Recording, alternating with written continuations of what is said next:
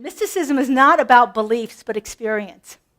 Direct communion with the divine, the universe, or the ultimate reality. Our founder, Ernest Holmes, often called spirit the ultimate reality. And so there are ways that we can do those things. And so today's talk is all about what we call the mystic's toolbox. It's those tips and techniques that mystics have used through all religions, throughout all the ages, to help them have a more conscious experience of God. So some of the things that mystics use on a frequent or even daily basis are these 6 items right here. Be still and know. They go into the silence. If we're constantly chattering, we can't hear anything. If we're constantly communicating and putting stuff out, there's no space for things to come in. And Spirit reveals itself in the quiet. Spirit reveals itself to us, through us, when we quiet ourselves. And then we have that amazing and powerful practice that we call prayer. Prayer shows up in so many different ways. Here at Center for Spiritual Living, we do what we call affirmative prayer. You're going to get a chance to experience that later on when we do our prayer wall, where you can come up and actually ask and request prayer for anything that you want to have happening in your life right now. Sacred words. Sacred words show up in all kinds of forms. They can show up in that song that we just sang, Be Still and Know That I Am God. They show up in the chant that we did at the first week of the month, where we were chanting Ernest Holmes, There Is Only One Life. They show up in mantras, words. They show up in syllables like the Om. They show up in different ways of just things that quickly remind us of our spiritual connection, ways that we can just quickly get back to center. And I'll show you some of those here in a bit. Our breath. As I said earlier this month, the word spirit actually comes from spiritus, which means to breathe. Breathe, breath of God. It moves in and out of us, just like spirit is moving in and out of us constantly, showing up as us, entering us, moving through as us as it goes out into the world. It shows up as love. Love is the greatest healing force in the world. And when we can get to that place of love, everything else falls away. And finally, it shows up in something that is often the hardest thing we ever do, and yet the moment when we do it, it feels like it's the easiest. And that's to surrender, to turn it over. I of my own self can do nothing. It is the Spirit within that doeth the works. When we can get to that place where we let go, and we allow Spirit to move through us, because that's what it's constantly wanting to do. So these are the tools that the mystics have used in almost every faith tradition, from the most devout Orthodox to New Age, to Hinduism, which has been around for over 4,000 years, to the newest religions on our planet. These are the tools that the mystics use, the way that they connect themselves. And so, again, practical mysticism is the recognition that the divine is not separate from our daily lives. It's not something we do only on Sunday. It's not something we do only in meditation, but it's living in constant communion with Spirit. So let's take a look at the first one here, silence. I love this is from Rumi. Rumi is a Sufi poet. Sufism is a form of Islam. It's a very devotional form of Islam. And it's practiced in lots of different ways. You may have seen people spinning in these beautiful costumes. They call them the whirling dervishes. They are Sufi mystics. They are Sufis who practice their mysticism by movement, by spinning around, getting into an ecstatic state where they can feel that presence moving through them. So there have been lots of different ways of doing silence. So in the early Christian mystics, especially the early Christians who were kind of separate from any kind of formal church, they practiced what they called Hestia, which is holy silence. Hestia. We're going to talk a little bit more about that in a minute. In Hinduism, Buddhism, meditation is key. And meditation is about quieting the mind so that we can actually hear the impressive Spirit, hear what's happening, get quiet enough in ourselves that we can actually feel it. we do our meditations here all the time. That's one of our key practices here. But let's try it for a moment. Let's just try a little bit of silence. And let's just take a breath. Breathe in. I like to close my eyes because it kind of separates me from any distractions out there. And let's just breathe for a moment and listen.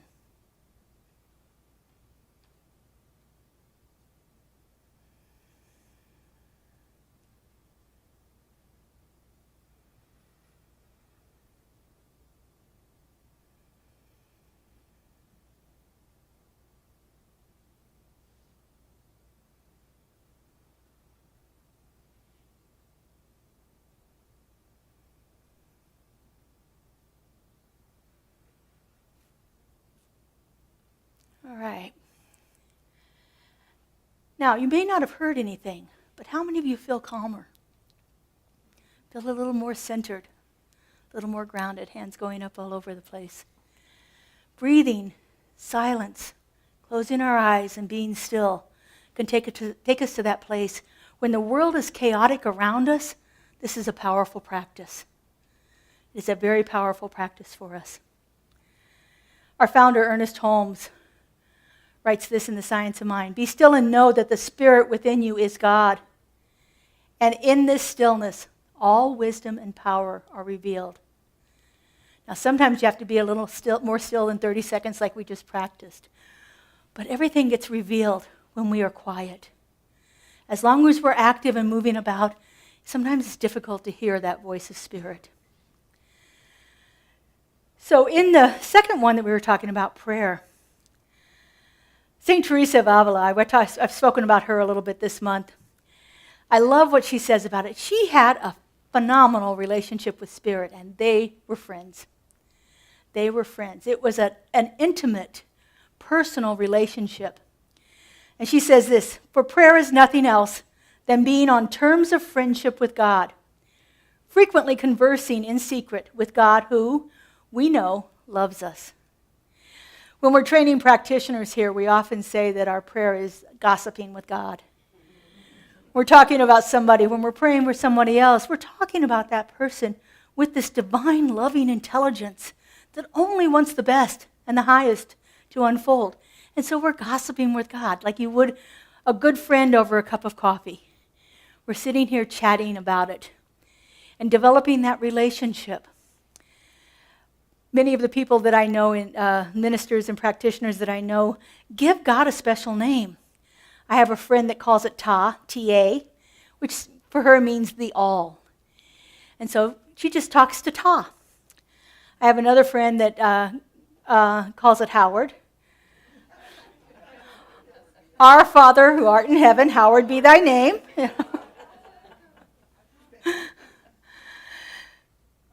You can choose a name for Spirit. It doesn't care.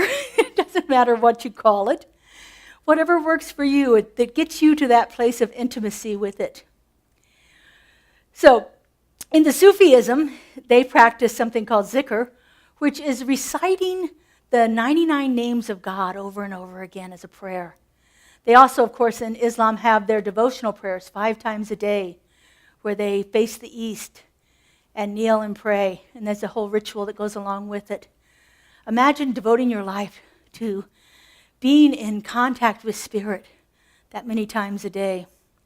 I haven't quite gotten there myself yet, but we have different types of movement things that are prayer, like yoga. Yoga is very much a prayerful experience where you quiet your body and put it in positions that allow you to receive different input and guidance and so forth. We also have things that we do, like I know people that run, and that's their prayer in the morning, that they are out, active, and communing with Spirit as nature all around them, and they are just delighted with the experience of that. And so prayer is a phenomenal way of communing with Spirit, which leads us into our next one, which is sacred words. Now, sacred words, again, they can be all kinds of things. They can be as simple as the song Justin sang, "Be still and know that I am God." If we were in a stressful situation and we could remember that mantra and say that over to ourselves, anything that reminds us that Spirit is present within us right here and right now, is a powerful way to experience that. We have done different services in the past where we chanted, and chanting is a great way to get into that place of conscious connection with Spirit in different ways. Several years ago, I was introduced to one of the oldest chants in the world. It comes from the Vedas, which are the ancient Hindu text, and it's called the Gayatri Mantra. And I practiced the Gayatri Mantra. To do it 108 times takes about 30 minutes. And I practiced it at least once a day for over 2 years. And the insight that I got while I was doing that was amazing. The experiences I had were amazing. The Gayatri Mantra looks like this. And it sounds like this. Om Bhur Bhuvah Svaha Tat Savatur Varenium Bargo De Vashadimahi Dio Yo No Prachodayat. And as we practice this and breathe with those words, just saying the words right now, I got chills all over my body, just so you know. It's a powerful way. And you know what's nice about it is you really don't even have to know what it means to get the experience of it. But I know you're all curious to know what it means, so here we go. O Supreme Divine Reality, manifesting as earth, atmosphere, and heaven, we meditate upon the divine light of the radiant source. May that divine intelligence inspire and illuminate our minds. It's a prayer to the divine to bring us into that conscious connection with it, to illuminate us, to live itself through us. It's a wonderful way that we can begin to practice. And there are all kinds of chants out there that we can do. And if you want to hear this one, I know there's at least 100 versions of it on YouTube. So if you want to listen to that. But it's really powerful. So there's kind of things like even chanting the word Om itself. Many times people will be in a group and they will just chant Om over and over again from a deep vibrational level. Om is supposed to be the primordial sound of the universe. It is the sound that is found, the vowel sound of Om is found in almost every name for God in one version or another. The old phonics teacher in me wants to try to figure out whether it's a schwa or not, but that's a whole different story. So there are different ways we can do that. Some faith traditions, like the Kabbalistic Judaism, they will actually even focus on a letter, just a letter of the alphabet, the Jewish alphabet, and allow that to come forth. Those letters have symbolic meaning for them. Or they will meditate on the names of different aspects of the divine. We have the wonderful poets like Rumi and Hafiz from the Sufi tradition who just speak of this love affair they have with God. You know, this love affair that is just so powerful and so real to them. And then they've translated that into poetry for us that is just so moving. Words carry energy. There's actually even a scientific study on the frequency of words done by David Hawkins. If you're interested in that, some of the words like Jesus are highest at the level. Some of the words like hate are down lowest at the level. And we've seen lots of different studies where words influence physical matter in our world. So words have energy. So find the words that make energy move inside of you. Find the things that make you have goosebumps when you say them. And bring that up. So the next practice is breathing. And as I said, the breath, spirit. Spirit is the breath of life. It's what's moving through us all the time. I love the way that Alfred Lord Tennyson wrote it in his poem, Higher Pantheism.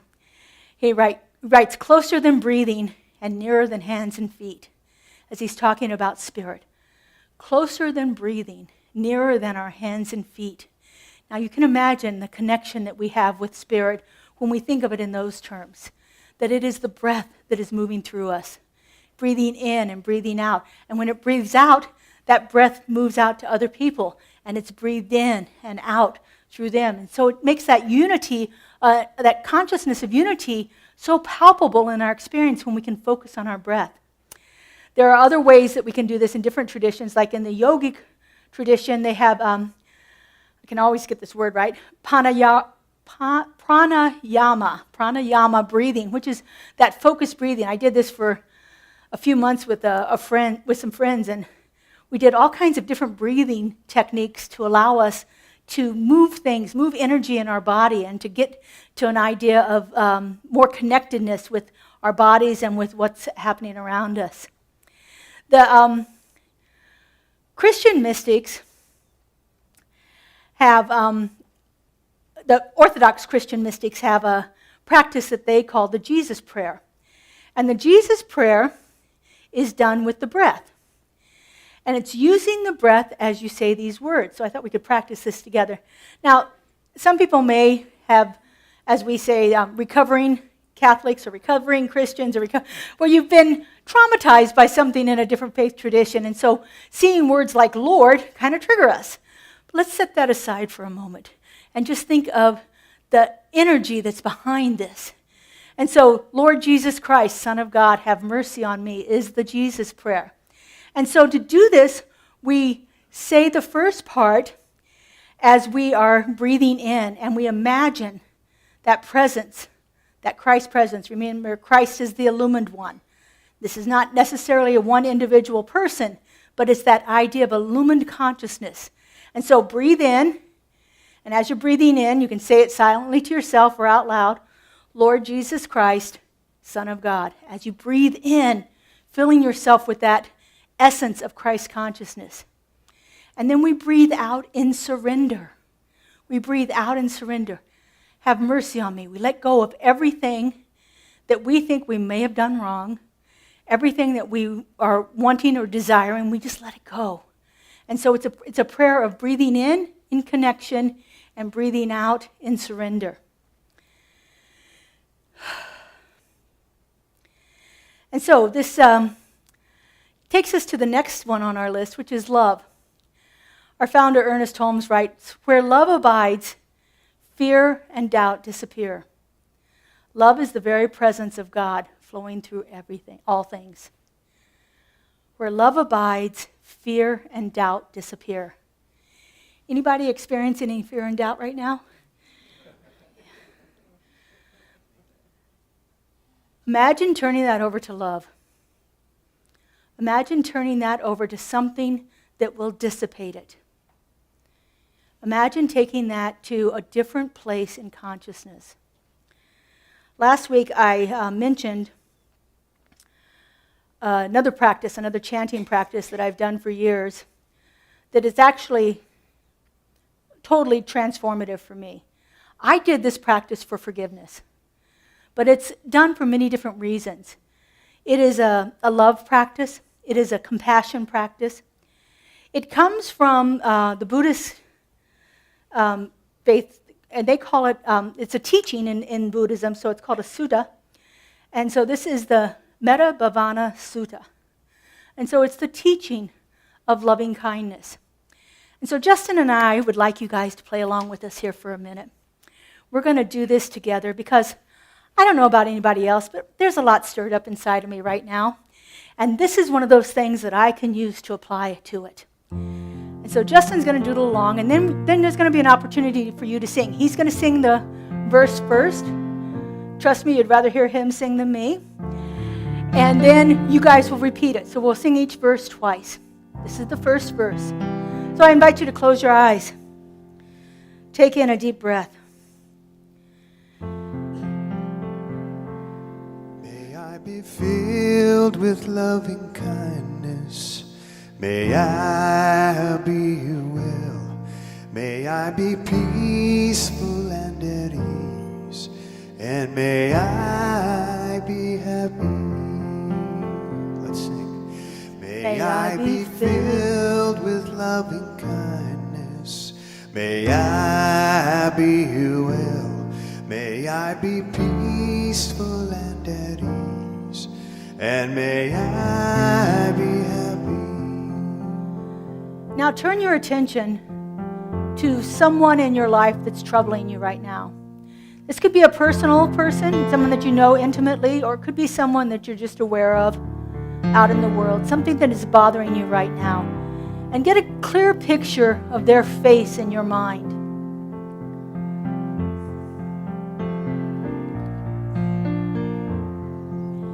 And now we're going to shift our chant to you.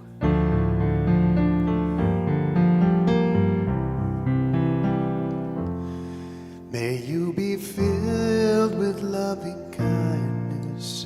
May you be well. May you be peaceful and at ease. And may you be happy. May you be filled with loving kindness. May you be well. May you be peaceful and at ease. And may you be happy. All right, now let's turn our attention to our country, to the United States right now. There's a lot of turmoil going on. Think of some of the images you may have seen on the TV or social media, newspapers. Just get a clear picture of this collectiveness that we call the United States of America. Get really clear with that.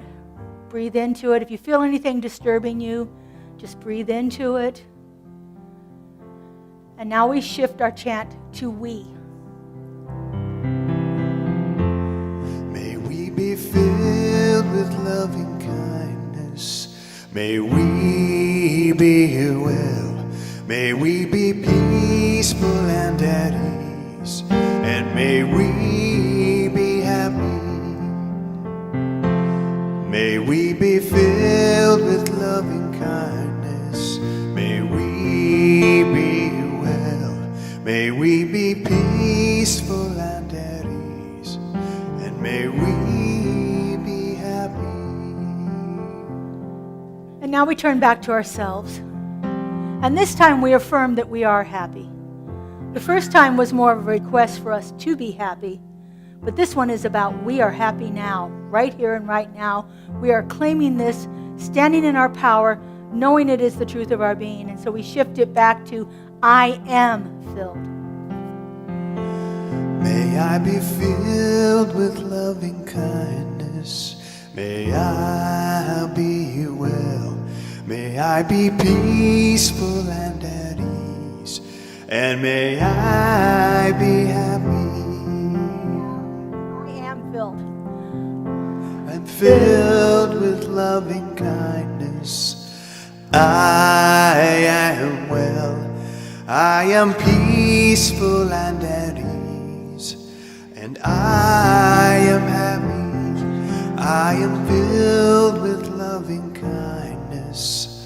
I am well. I am peaceful and at ease. And I am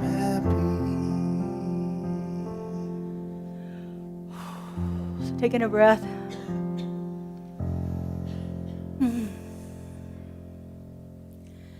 Now here's the thing about the loving kindness meditation that I have found in my experience is I can't move on to you until I'm calm in myself.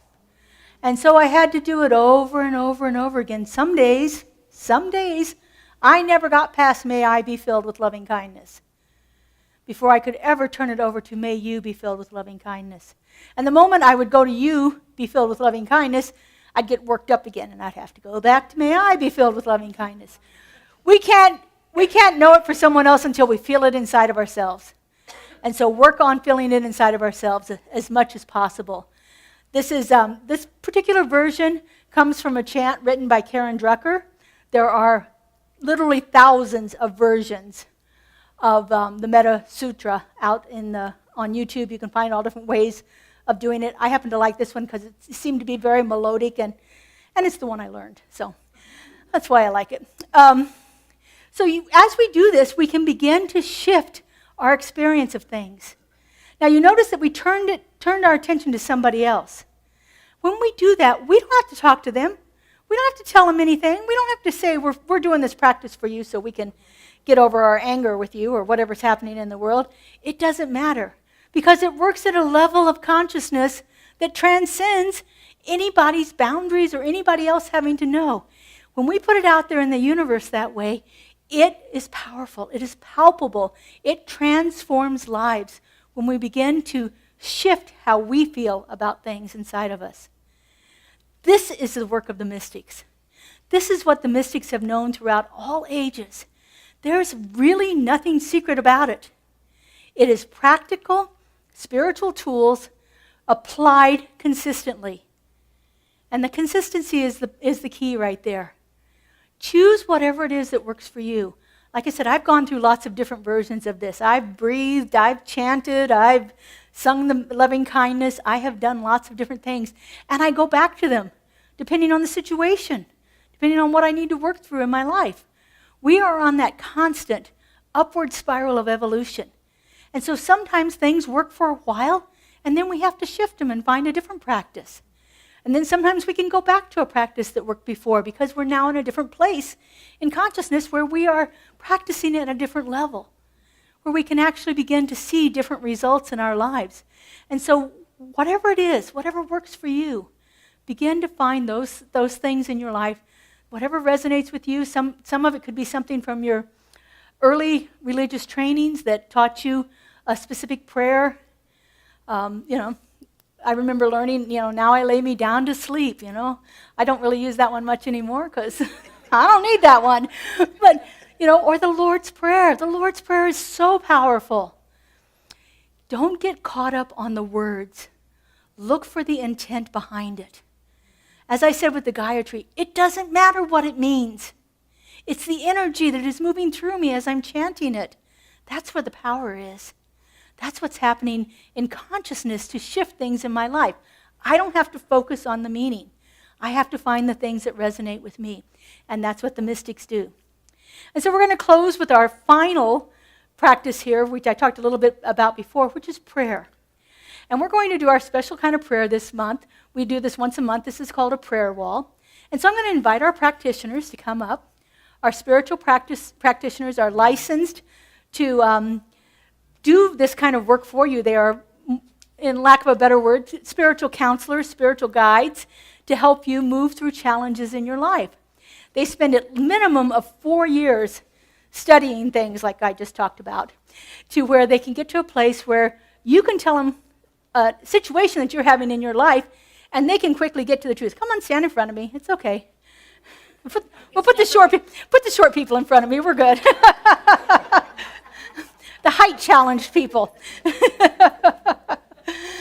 So our practitioners are going to be up here to offer prayer for you. So the way this works, I know we don't have our TVs up today. We've got a little technical thing going, but the words are up here on the screen. They are abundance, balance, beauty, circulation, clarity, courage, creativity, flow, freedom, harmony, joy, love, oneness, peace, perfection, power, right action, vitality, wholeness, wisdom. We call these the God qualities. These are all, what's the word I want? Unchangeable qualities of spirit. These are ones that don't take any kind of yes, but in them. They are ones that are absolute qualities that spirit possesses at all times. And when we're looking to change something in our lives, we look for that quality that most resonates with us for that thing. So if I'm having some money challenges right now, I probably want to look at something like circulation or abundance. If I'm having some health challenges, I may look for wholeness or vitality, or maybe some clarity about that. As you're looking for what it is that you'd like to have prayer for today, think about what the quality is that would most represent that. If you're feeling like somebody's done you wrong, I'm thinking you're looking for a little power, or maybe a little right action, or maybe some wisdom in the situation. Think about the things that are happening in your life.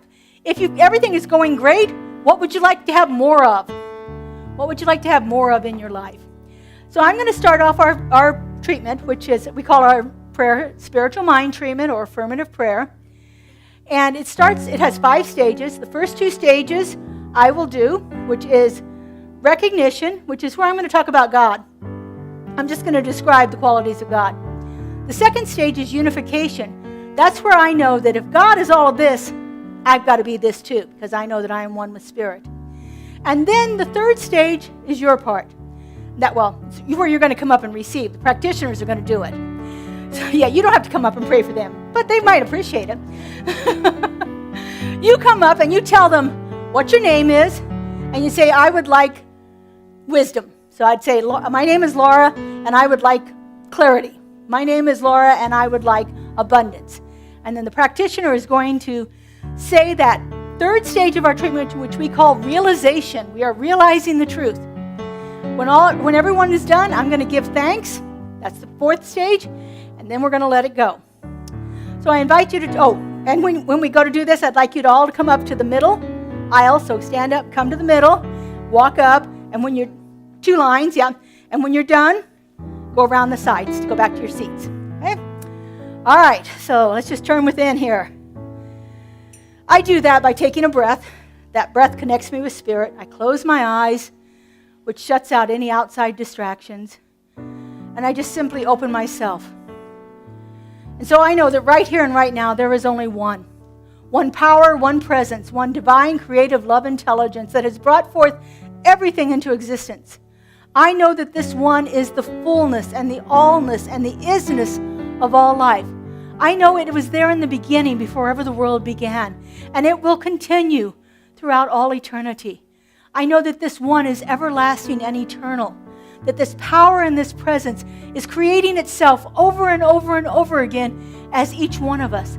For each one of us is that perfect emanation of a love so powerful it could do nothing but create of itself.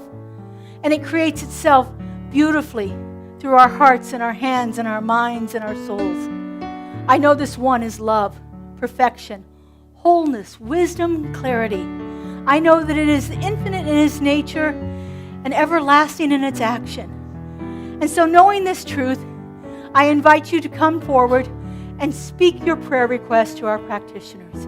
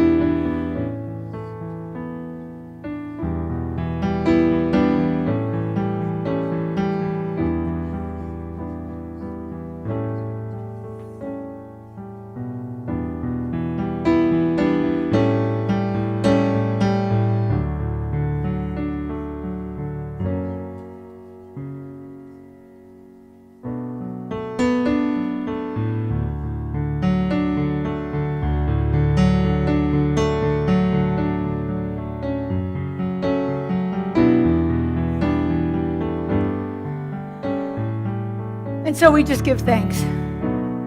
In loving gratitude, we know that everything that has been requested here today is already complete in the mind of God, and we just simply relax into that knowing and allow that divine, creative love intelligence to move through us, manifesting itself in perfection and harmony in our lives right now. I'm so grateful to know this. I'm so grateful to feel it, and I'm so grateful to see it happening. And so I release this word into the law, into that creative mind that always says yes, that knows no lack or limitation, and that is always unfolding itself for the perfection of all. I let it go and I let it be, and together we say, and so it is.